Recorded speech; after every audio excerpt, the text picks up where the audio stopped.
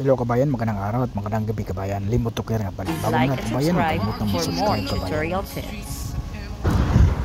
Ito yung tama kabayan, yung panel niya. So pumasok yung panel. Yung plastic naman niya kabayan, yung step niya, yung tungtungan, basag yan, may bago yan. Pati yung plastic sa taas kasi pumasok na yan.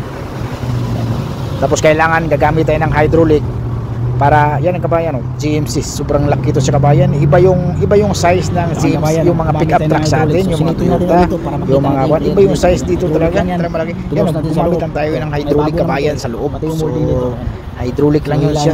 Tapos yan, tingnan mo kabayan, bumalik na dati. So pero gagamit pa tayo ng panghila. Ito yung machine, yung hilahin natin para hindi natin magpalo-palo doon sa loob. Tapos kukontrahan, hindi na. Yung gumamit tayo ng yung panghila. Tapos pagkatapos doon, lilihain ulit natin. Tapos sabay patong ng masilya agad. Tingnan mo, patong na ako ng masilya. Tapos nakailang patong ako ng masilya yung kabayan, mga 3 patong siguro ng masilya. So hindi tayo gumamit ng fiber, ha? So masilya lang tayo pag ng patong masilya. Tapos liha ulit, liha agad. Pagkatapos patong ulit ng masilya, liha na naman ng masin. Yung gumamit tayo ng masin na liha, yung pangliha ng masin, ha?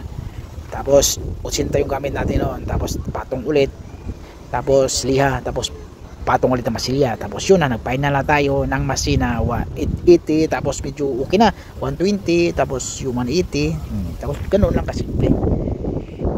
So yan ang ginamit natin. So ganun lang kasimple kabayan. Umabot yung masilya dyan kasi medyo lubog kay yung may parang patulis na kuha niya kabayan eh. May patulis na lubog siya eh. Kaya yun, pinahiran ko ulit ng masilya. Buti nakita ko. Ganun lang ang proseso sa trabaho na talagang hindi ka mahuhuli sa oras kabayan. Kasi lahat ng trabaho may oras yan eh. Pero kadalasan hindi mo makalahati yung oras tapos na. Hindi aabot ka ng kalahati. Kunwari yung oras na yan nasa 10. So wala pang 5 oras tapos mo na yun trabaho. Saka ka na magbaklas sa mga accessories, unahin mo yung repair. Kadalasan ang technique. Yan ang pinaka the best technique talaga. Yung saan yung repair, katulad yung kabayan, repair yung pituan na yan eh. Tapos repair din yung panel. Yung panel inuna ko muna yung pag-repair ng panel bago ako nagtanggal ng mga accessories dyan lahat. Yan ang proseso ko pag magtrabaho ako, may repair. So okay yung trabaho kabayan, tingnan mo, di ba? So hindi yung pati yung panel yan, okay na yan. Tapos kabayan, dito sa baba natin yan, kasi tama yan pag ganun. Diretso yan, tapos tumama dito, maliit na panel dito yung tumama yan. Yan, ito naman may cover yan eh. Ganun lang kasimple kabayan. Pero siniting pala natin yung kabayan natin, lagay natin yung plastic na yun para makita natin yung distansya. So na primer na. So ready to, pintura na yun sa kabayan. GMC na to mga kabayan, no? Tapos na yung GMC natin, no? Ito yung pininturahan, no? 2 pintuan, tapos ito yung nirepair natin, no? Perfect yung pagtrabaho, di ba?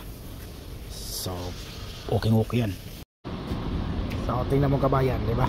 So okay. Ito yung importante eh. Ito wala nang bago niyan kasi hindi pala insurance ng bayan nito. Ano? So pintuan.